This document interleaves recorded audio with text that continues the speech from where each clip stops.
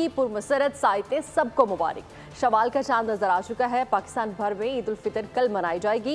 Chairman मरकजी रुयत हिलाल committee मौलाना अब्दुल खबीर आज़ाद ने चांद की रुयत का ऐलान किया है।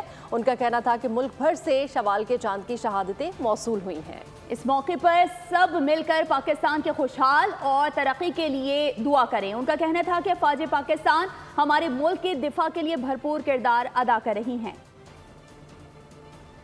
मुकर्रम का चांद नजर आने की शहादतें मौसूल हुई।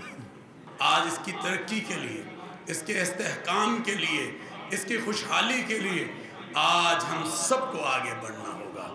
आए इस वतन अजीज पाकिस्तान से दहशतगर्दी के खात्मे के लिए, इंतहा पसंदी के खात्मे के लिए, फिरकावारियत के खात्मे के लिए अपनी हुकूमत और बहादुर अफवाज का साथ दीजिए। अल्लाह हमारे जनरल हाफिज आसिम मुनीर साहब से बसलार पाकिस्तान की वालिदा मरहूमा का इंतकाल हुआ।